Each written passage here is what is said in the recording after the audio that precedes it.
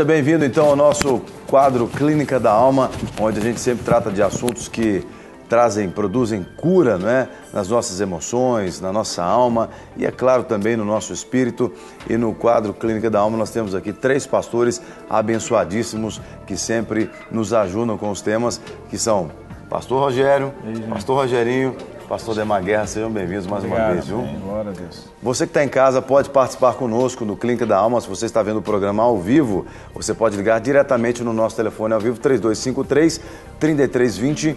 Temos também Twitter e o nosso e-mail para quem está acompanhando ao vivo e também aqueles que nos acompanham possivelmente no programa reprisado. Não é? O nosso Twitter é @Clínica da Alma e o nosso e-mail clinicadaalma@redesuper.com.br. E o nosso tema de hoje é o que o Espírito Santo pode fazer para nós, não é? E tenho certeza que vai mexer com muita gente, inclusive pessoas que não sabiam que o Espírito Santo é o nosso Consolador, não é? Bom, Pastor Guerra, o senhor tem aí textos, né, que vão ilustrar isso exatamente. Em João 16:7, fala: todavia digo-vos a verdade, que vos convém que eu vá, porque se eu não for, o Consolador não virá a vós, mas quando eu for, vô-lo enviarei. O Espírito Santo é esse enviado de Jesus para nos consolar. Uma palavra muito importante, né? Consolo. Exatamente. E é bom a gente salientar o que nós já falamos aqui, né? Nós falamos na segunda-feira sobre a questão que o Espírito Santo ele nos convence do pecado, né? Ontem nós abordamos a respeito que o Espírito Santo ele nos regenera e hoje nós vamos abordar sobre esse aspecto do consolo, né? Por isso que o Senhor fala que era necessário que Jesus subisse aos céus para que viesse o Consolador, que é esse Espírito que age em nós, né? E ele vem habitar em nós quando nós tomamos uma decisão por Jesus e entregamos as nossas vidas e confessamos, então, que somos pecadores e ele veio habitar dentro de nós. Então, é essa semente do Espírito que está dentro de nós, é o próprio Espírito que estava em Jesus, ele vem habitar em nós e esse Espírito, então, ele testifica com o nosso Espírito, né? Que nós somos seus filhos, que somos amados de Deus. E ele vem então com esse consolo. E dentro dessa área que nós trabalhamos, uma das coisas mais tremendas que a gente pode e experimenta é o consolo do Espírito Santo. Não só nas nossas vidas pessoais, como naquelas pessoas que nós atendemos, né? Como que o Senhor ele vem com uma graça de uma forma tão tremenda e vem envolver as pessoas, independente das situações que elas passaram ou estão passando ou estão vivendo. Né? O Espírito Santo ele age dessa forma tão tremenda, não rejeitando as pessoas, né? Não excluindo-as, não declarando que elas são desprezadas, né? Ou seja, Deus as ama individualmente, mas ele vem com uma forma tão fresca, né? Com o seu consolo sobre cada coração. Né? Eu queria perguntar exatamente sobre isso, Pastor Rogerinho. Se Jesus disse que o Espírito Santo vem para nos consolar, é porque Jesus sabia que nós íamos ter situações de tribulação, de luta, porque o consolo vem para onde não há o consolo, né? O consolo vem suprir uma necessidade, o consolo vem preencher um vazio ou resolver um problema, né? E principalmente no ser humano, porque o ser humano ele é um espírito, ele tem uma alma e habita num corpo. Aliás, foi essa pergunta do Wagner de Neves que entrou em contato, querendo saber se o ser humano realmente é fragmentado, né? Eu poderia juntar as duas coisas numa só aqui, se puder. Uma resposta só.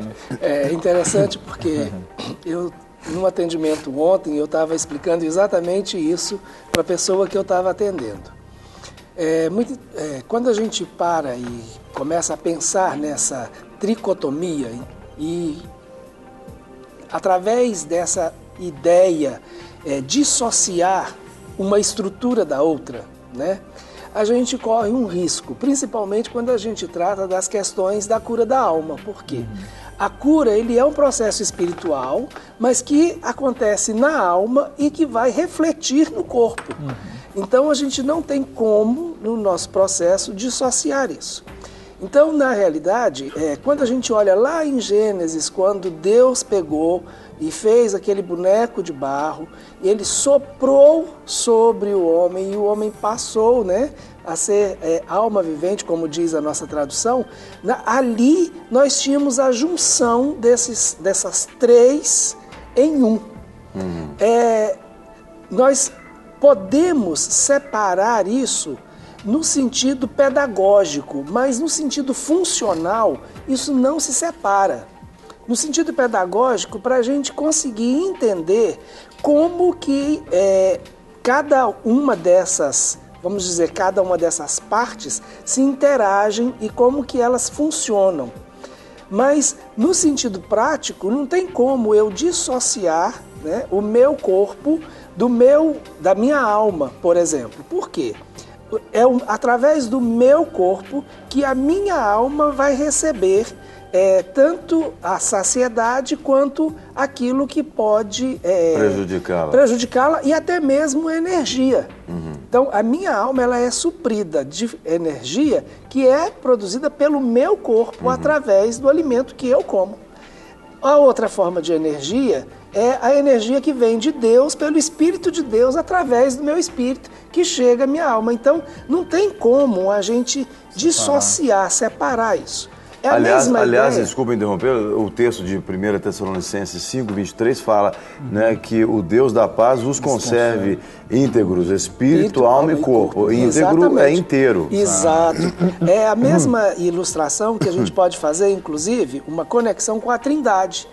O Pai, o Filho e o Espírito. Então são 3 pessoas em um único Deus. Agora a gente só vai entender exatamente isso quando a gente começa a olhar a maneira como cada um na história da humanidade vai se relacionando com o homem. Né? Então hoje nós temos a plenitude do Espírito Santo em nós, aguardando a plenitude de Cristo.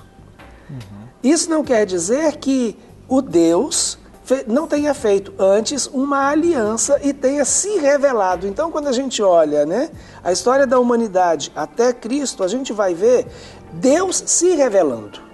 Então, é o Pai se revelando, é Jeová se revelando, Yahvé se revelando, Adonai se revelando. Né? Então a gente vê uma revelação de Deus, a aliança que Deus faz com o homem, que Deus vem e confirma com Noé, que Deus faz com Abraão. Né? E depois a gente tem exatamente esse texto, né? Jesus diz, agora é necessário que eu vá, para que o Consolador venha, que é o Espírito, e agora nós temos uma revelação do Espírito em nós, que até então ele vinha e voltava. Em alguns momentos específicos na história, o Espírito Santo vinha momentaneamente, tomava aquela pessoa, enchia aquela pessoa e depois ele voltava. Hoje não. Hoje nós temos essa revelação plena do Espírito, permanente em nós, que é a revelação do Espírito, nos preparando para receber a revelação plena de Jesus. Né? Então, agora, são 3 deuses? Não. É um Deus, um único Deus, que se manifesta de formas diferentes de acordo com a sua função.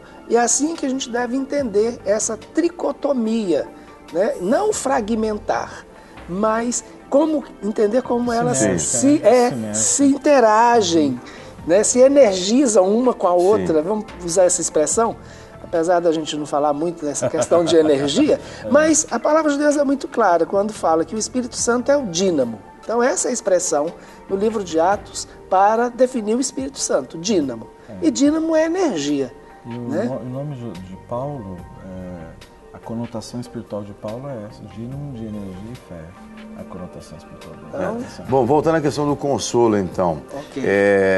Jesus está num contexto em que, quando ele diz sobre o Espírito Santo, em que as pessoas haviam encontrado em Jesus esse refúgio, porque até então a religião judaica, o judaísmo, falava desse Deus que era o Deus que se manifestou lá a Moisés, no Monte Sinai, era o Deus que conduziu o povo de Israel pelo deserto, que venceu os inimigos, mas ele era o Deus Espírito, que eles até então não tinham visto nenhuma manifestação humana de Deus. E quando Jesus vem, eles veem essa manifestação humana de Deus em Jesus, né?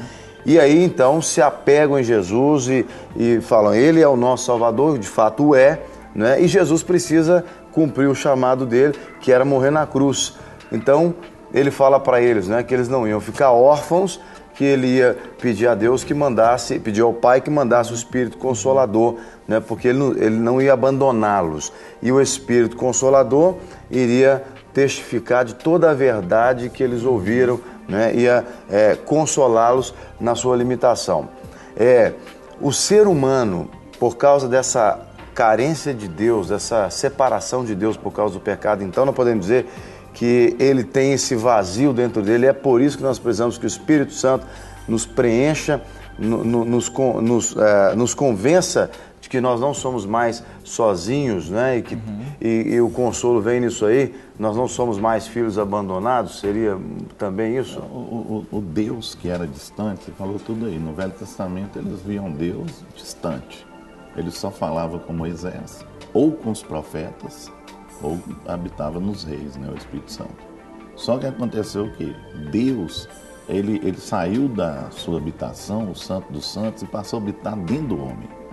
Então o Espírito Santo, ele veio para dentro do homem. Nós passamos a ser templos do Espírito Santo. Quando eu aceito Jesus, o Espírito Santo vem e habita em mim. Então ele vai me confortar, ele vai me consolar.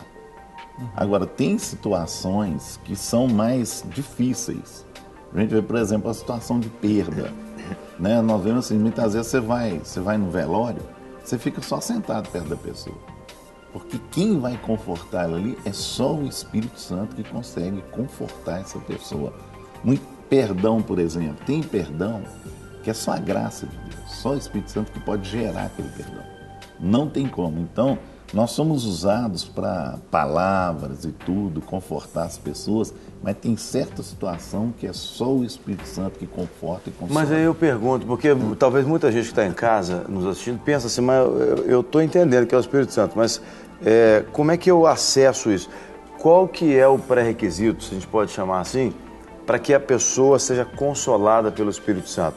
Nós já entendemos, nós já estamos na caminhada com o Senhor, nós já entendemos como Deus vai trabalhar. Aliás, Deus nos surpreende a cada dia, né, mostrando formas diferentes de trabalhar. Mas para quem ainda não tem essa convicção de que o Espírito Santo ele está ali para consolar, se a gente pudesse estabelecer aqui passos ou pré-requisitos para que essa pessoa que está em casa seja consolada. Aqui rapidinho, antes do pastor já falar, é uma questão, quando você está atravessando a avenida com seu filho, ou sua filhinha que estava aqui, né? Você está atravessando, que ela é menor, né? Vamos pôr com ela. Ela está preocupada com o trânsito, com o carro que vem, com o sinal, ela está preocupada com Não, disso, acho que ela nem sabe que existe nem isso. sabe, ela está segura na sua mão e acabou. Você que é o pai fala, não, meu pai está atravessando comigo, não vai acontecer nada, ele vai me proteger, ele é meu pai e eu estou com ele aqui.